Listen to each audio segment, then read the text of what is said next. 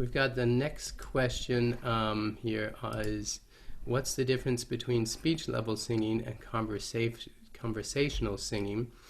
And I don't know, I mean, if for those that didn't watch the live stream or haven't seen it yet, we focused a lot, Dr. Trineice focused a lot on the natural expression.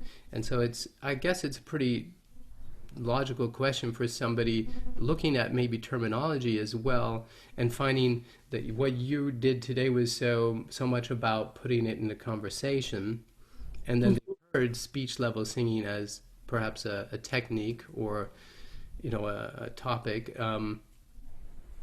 I would basically say there's no difference right here between conversation and speech level singing. That's the essence of it, actually, is not just saying, hi, my name is Philippe. It's putting it into, hi, how are you? My name is Philippe.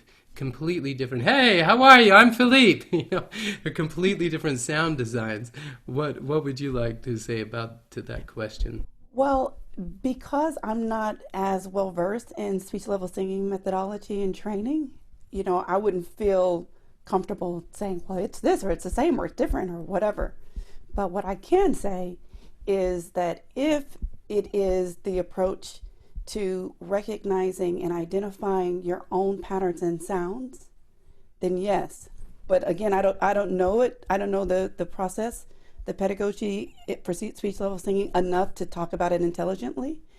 But this process is more about discovering sounds and acknowledging the sounds that come out in the context of your personal behavior versus establishing or trying to get you to sound like something, which there are things that I'll do conversation based. Like, for example, if I want you to be able to say, oh my gosh, like if there are certain functional things that I want you to do, I will use conversation in context.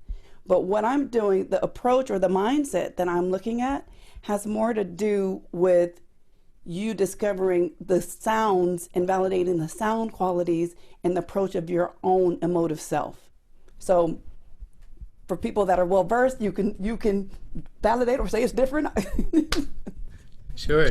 Yeah, we're not going to get into all the methodology levels, but the essence of it, they say in Italian as well, parla come canta, is just speak, and it comes back to this essence, right?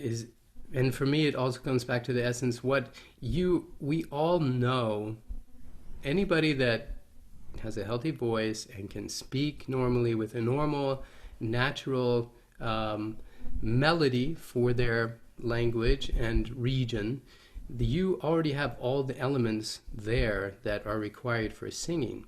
So a lot of this process is to help you tap into what you already know and realize that your body and mind already know how to make it happen. And that's the key. And then we isolate that and say, okay, it needs to feel like this, or it needs to feel a little bit more like this, because very few people walk around, all day long in their interactions, and every time they open their mouth and speak, their voice goes, or it hurts. If you do, then you need to go see, a specialist and work on that. And on the contrary, on the other extreme, people don't go around me going, hold on, how are you doing? It's so nice to meet you. But, some people talk like that, and that's fine. Some people just have this. Another funny story, I was doing Beauty and the Beast, right? And I was curious who was going to play Gaston, because I was going to play his little sidekick, because I play the villains and the comedians and the heroes that are quirky. That's just my skill set. The Foo in Beauty and the Beast, and I was curious, who this guy was going to be. And I met him. And I kid you not, his head was twice or three times as big as mine. His jaw was like this, it was huge. And he's like, hi, Philippe, it's so nice to meet you. I started laughing because it was Gaston. Right. Walked in, he was like, hey, everybody, how are you? It's just this huge, booming voice, head, giant jaw, big. Yes.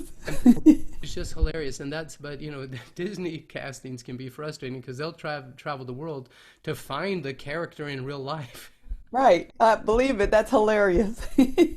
So anyway.